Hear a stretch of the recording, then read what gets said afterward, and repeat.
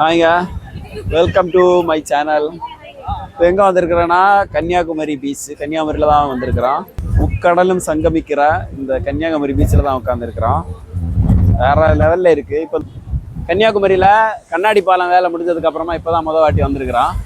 இனிமேல் தான் உள்ளே போனோம். இப்போ தான் வந்துட்டு கடலில் குளிச்சாச்சு வந்த உடனே வேகமாக. இந்தியாவோட தென்கோடி முனையில் இருக்கிற முக்கடல்கள் சங்கமிக்கிற கன்னியாகுமரியோட என்ட்ரன்ஸ் இப்படி தான் இருக்கும். சிங்கப்பூர்ல எங்களோட வேலை பார்க்குற என்னோட ஃப்ரெண்டு ஃபேமிலியோட வந்திருந்தாரு. அங்கே நேராக வந்து கடற்கரை போயிட்டு அங்கே இருந்து நம்ம விவேகானந்தர் பாறை, அப்புறம் வந்து திருவள்ளுவர் சிலையோட இதை வந்து பார்த்துட்டு டைரெக்டாக வந்து போட்டிங் போகலாம் காலையிலேயே. ஆனால் கொஞ்சம் லேட் ஆயிடுச்சு. இப்போ போட்டிங் போயிட்டு வந்துடலாம் அப்படின்னு சொல்லிட்டு தான் கிளம்புனோம் இங்கேருந்து. அப்புறம் அங்கே போய் பார்த்தா போட்டிங் ஏரியா சரியான கூட்டம். எப்படி இப்போ லைனில் இருந்தோன்னா மேபி 2-3 மணி 4 மணி ஆயிரும். அதனால ரிட்டர்ன் வந்துட்டோம். போயிட்டு பசங்க குளிக்கணும்னு கேட்டுட்டு இருந்ததுனால ஃபஸ்ட்டு குளிக்க போயிட்டோம். குளிச்சுட்டு அதுக்கப்புறமா சாப்பிட்டுட்டு திரும்ப போட்டிங் போகலாம் அப்படின்ட்டு.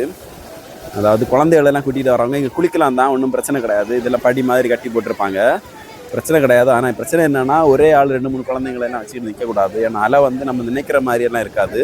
சில அலைகள் வந்து ரொம்ப பெருசாக வரும். நானும் அப்படி தான், சரி ஓகே மற்றவங்க யாரும் இறங்கலை தண்ணிக்குள்ளே, சரி பிள்ளைங்கெல்லாம் குளிக்கணும்னு கேட்டாங்களேன்னு 3 பேரையும் முடிச்சு 3 பேரையும் கூட்டிகிட்டு உட்காந்துட்டேன். ஆனால் திடீர்னு ஒரு அலை வந்து அடித்து பாருங்க, அப்பா அப்படியே எல்லாரையுமே அடித்து தூக்கிருச்சு.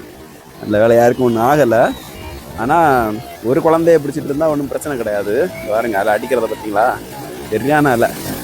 அப்புறமா பிள்ளைங்க உடலில் இன்னும் குளிக்கணும்னு கேட்டதுனால சரி இந்த பக்கமாக வந்துட்டேன். இந்த பக்கம் வந்து ஓகே தான், ஓரளவுக்கு பெரிய அளவுக்கு அலையெல்லாம் அடிக்கலை.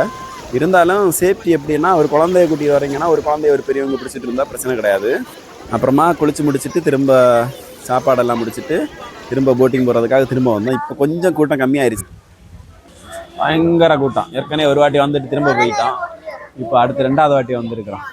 காலையில் சரியான கூட்டமாக இருந்துச்சு. அதான் பீச்சில் போய் குளிச்சுட்டு ரிட்டன் வந்து எடுக்க வந்தா அப்போவும் அதே கூட்டம் தான். ஒரு வழியா 1/2 மணி நேரம் பாத யாத்திரைக்கு அப்புறம் டிக்கெட் கவுண்டர் கிட்ட வந்தாச்சு. இங்க இருந்து டிக்கெட் எடுத்துட்டு அடுத்த லைன் அந்த பக்கம் போகணும்னு நினைக்கிறேன். எப்படின்னு ஒரு 1/2 மணி நேரம் ஆகும். ஒரு 5 நிமிஷம் ஒரு வாட்டி போட்டு வந்துட்டு போயிட்டு தான் இருக்கு. ஆனால் கூட்டம் அதிகமாக இருக்கிறதுனால தான் இவ்வளோ நேரம். இங்கே இருந்துகிட்டே திருவள்ளுவர் சிலையும் அப்புறம் அந்த சுவாமி விவேகானந்தரோட அந்த நினைவு மண்டபம், கண்ணாடி பாலம், அதெல்லாம் பார்க்குறதுக்கும் நல்லா இருந்துச்சு. ஒரு வழியாக டிக்கெட் எல்லாம் எடுத்துகிட்டு இந்த போட் ஏற போயிட்டு இருக்கிறோம். இப்போ சரியான கூட்டம். நாங்கள் சைடு சீட்டு கிடச்சா சூப்பராக இருக்குமேனு பிள்ளைங்கெல்லாம் ரொம்ப எதிர்பார்த்தாங்க. ஆனால் கிடைக்கல. இருந்த கூட்டத்தில் எப்படியாச்சும் ஒரு இடம் கிடச்சா போதும் அப்படிங்கிற மாதிரி தான் ஆச்சு. கூட்டத்தோட கூட்டமாக போய் உட்காந்துட்டோம். அதனால் சரியாக குழந்தைங்கெல்லாம் ரொம்ப நேரம் கேட்டுகிட்டு இருந்தாங்க சைடு சீட்டு வேணும் அப்படின்ட்டு. கிடைக்கல. இந்த இறங்கிட்டோம். பாருங்க, இதுதான் விவேகானந்தரோட நினைவு மண்டபம். இந்த பக்கம் பார்த்தீங்கன்னா இது வந்து கன்னியாகுமரி அம்மனோட ஒரு கால் தடம் உள்ள வந்து கேமரா எல்லாம் ஒன்றும் அலோட் பண்ண மாட்டாங்க. அதனால் உள்ள இது ஃபோட்டோ எல்லாம் எடுக்க முடியலை. மற்ற மாதிரி பார்க்குறதுக்கு ஒரு ரொம்ப நல்ல ஒரு ஃபீல் இருந்துச்சு. இது வந்து விவேகானந்தரோட நினைவு மண்டபம். இங்கே வந்து விவேகானந்தரோட ஒரு பெரிய ஸ்டாச்சு வச்சுருப்பாங்க. ஆனால் அங்கேயும் அலௌடு இல்லை. ஏதோ ஒரு ஆர்வத்தில் மறைஞ்சு நின்றுட்டு ஒரு வீடியோ எடுத்துட்டான். இதுதான் விவேகானந்தரோட சிலை உள்ள இருக்கிறது. இது வந்து இப்போ நான் நின்றுட்டு இருக்கிறது வந்து விவேகானந்தரோட தியான பீடம். உள்ளே போனீங்கன்னு வச்சுக்கோங்க, ஒரு 1/2 மணி நேரம் உட்காந்திங்கன்னா உலகத்தில் இருக்கிற எல்லா பிரச்சனைகளையும் மறந்து அவ்வளோ ஒரு ரிலாக்ஸாக ஃபீல் பண்ணுவீங்க. கண்டிப்பாக ஒரு ரொம்ப டிப்ரெஷனில் இருந்தீங்கன்னா உள்ளே உட்காந்திங்கன்னா, அந்த உள்ளே கேட்குற கண்ணை மூடிட்டு உட்காந்திங்கன்னா அந்த உள்ளே கேட்குற அந்த ஓம் சவுண்டில் எல்லாமே மறந்து போயிடுவீங்க. அந்த மாதிரி இருக்கும். ஒரு நல்ல ஒரு ஃபீல். கொடுமைப்படுத்தியாலே கொலகாரி என்ன கொல்ல பாக்கியா, காப்பாத்துங்க.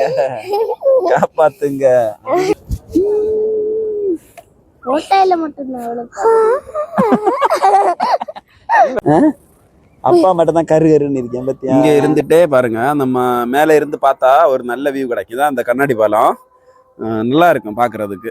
இந்த கடற்கரையோட அந்த வியூ எல்லாமே சூப்பராக இருக்கும். அந்த மாதிரி கரையை பார்க்குறதுக்கு இங்கேருந்து பார்க்குறதுக்கு வேற லெவலில் இருந்துச்சு. ஒரு வழியாக கண்ணாடி பாலத்துக்கு வந்தாச்சு.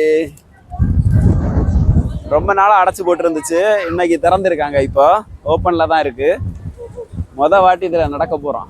அதாவது குழந்தைங்க பயம் அறியாதுன்னு சொல்லுவாங்கல்ல, அதனால குழந்தைங்களுக்கு ஒன்றுமே தெரியல, ஈஸியாக போயிட்டாங்க. ஆனால் இந்த எனக்கெல்லாம் ஃபஸ்ட்டு ஸ்டெப் வச்சோன்னா ஒரு செகண்ட் அப்படியே ஆடிடுச்சு காலையில்.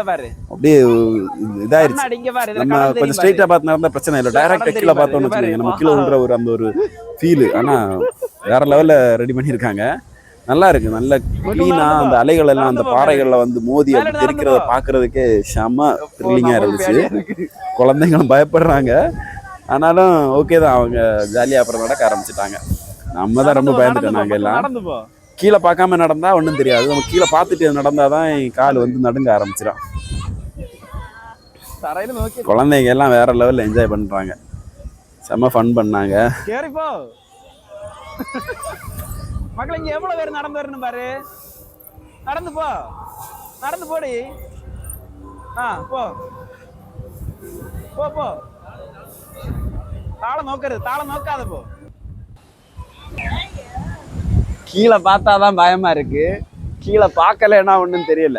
தரையில பார்க்க கூடாது, தரையில பார்த்தா ஏதோ கடல் மேல விழுந்துரும் போல இருக்கு. ஆனா நல்ல ரசம் அடிபொலியா இருக்கு இல்ல. அதுவும் ஒரு பாதிக்கு மேல தாண்டுறோம்னா அந்த ஒரு பாயிண்ட்ல வந்து பாக்குறதுக்கு வேற லெவல்ல இருக்கு. அந்த இடத்துல இன்னும் அலைகள் வந்து பயங்கரமா அடிக்குது. என்ன சொல்றது, நம்ம பாறைகளை வந்து மோதி பாக்குறதுக்கு செம்ம. இங்க பாரு மக்கள், இங்க பாரு, வாவ், இந்த இடத்த பாருங்க, இந்த இடம் தான் செம்ம. அதாவது இப்ப போன்ல எப்படி இருக்குன்னு தெரியல உங்களுக்கு இந்த வீடியோல, ஆனா நேர்ல பாக்குறதுக்கு அவ்வளவு குளிர்ச்சியா இருக்கு மனசுக்கு. இந்த அலைகளெல்லாம் வந்து பாறையில் அடிச்சு அப்படி தெரிக்கும் போது பார்க்கறதுக்கே செமையா இருந்துச்சு. உண்மையிலே செம்ம எக்ஸ்பீரியன்ஸ், பயங்கரமா இருக்கு. ஒரு செகண்ட் கை காலெல்லாம் அப்படியே நடுங்க ஆரம்பிச்சிருச்சு, அதுக்கப்புறம் பயம் போயிருச்சு. ஆனாலும் கால் விரைக்குது கீழே பார்த்தா, செமையா இருக்கு. மக்களு எப்படி இருந்த மக்களு, எப்படி இருந்து? அப்படியே அந்த பாலத்தை கிராஸ் பண்ணி, இந்த பாலம் எங்க போட்டிருப்பாங்க அப்படின்னா கரெக்டா விவேகானந்தர் மண்டபத்துக்கும் திருவள்ளுவர் சிலைக்கும் இந்த இடையில வர்றது. முன்னாடி வந்து விவேகானந்தர் பாறையில இருந்து திருவள்ளுவர் சிலைக்கு போகணும்னா இன்னொரு போட் ஏறி தான் வரணும். இப்போ வந்து பாலம் போட்டிருக்காங்க, அங்க இருந்து நேரே வந்து திருவள்ளுவர் சிலைக்கு வந்தாச்சு. அன்னைக்கு இப்போ நான் நின்றுட்டு இருக்கிற இடம் வந்து திருவள்ளுவர் சிலையோட பக்கத்துல பாருங்க. திருவள்ளுவர் இங்கே தான் உட்காந்துருக்காரு. அதுக்கு அந்த பக்கம் பார்த்தீங்கன்னா அப்படியே பாருங்க விவேகானந்தரோட மண்டபம்.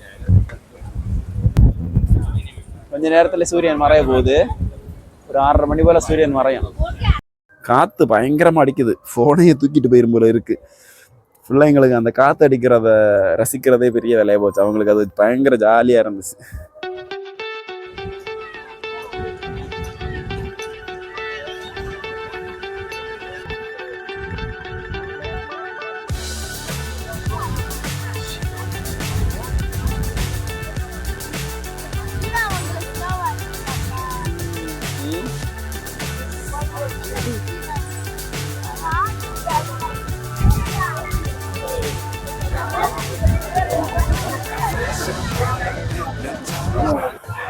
கீழே பார்த்தோன்னா பயந்துடுற பாருங்க, அதுக்கு மேல நகரவே மாட்டேன்ட்டான்.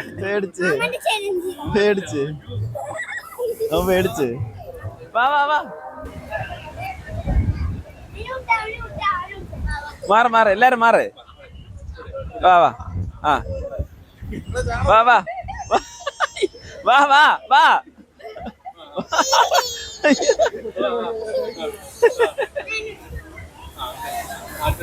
அப்படியே இது கிளம்பிட்டோம் நாங்கள்.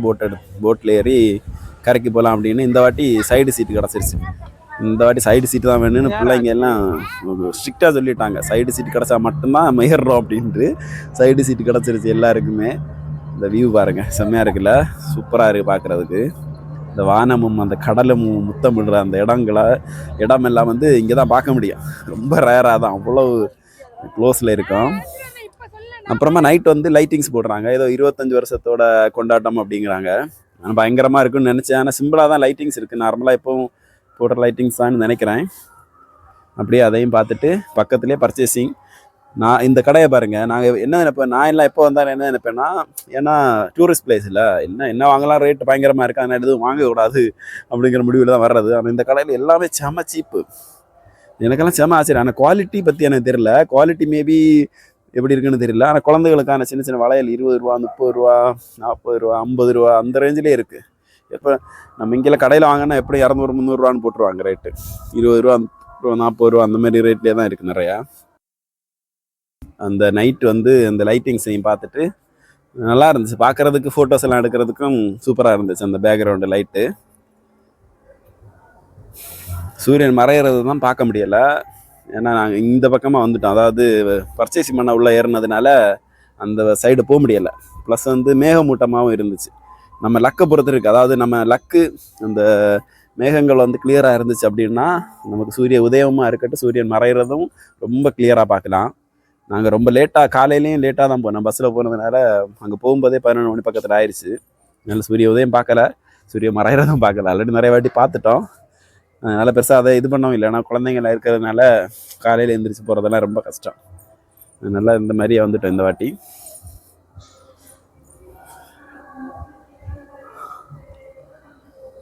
நல்லா இருக்குல்ல லைட்டிங்ஸு. கொஞ்சம் இன்னும் நல்லா இருட்டிருச்சுன்னா இன்னும் பார்க்குறதுக்கு நல்லா இருக்கும். அப்படியே லைட்டிங்ஸ் எல்லாம் பார்த்துட்டு ஒரு வழியாக ஒரு நாள் கன்னியாகுமரி டூரை வந்து முடிச்சுட்டு கிளம்பிட்டோம். டாட்டா, பாய் பாய்.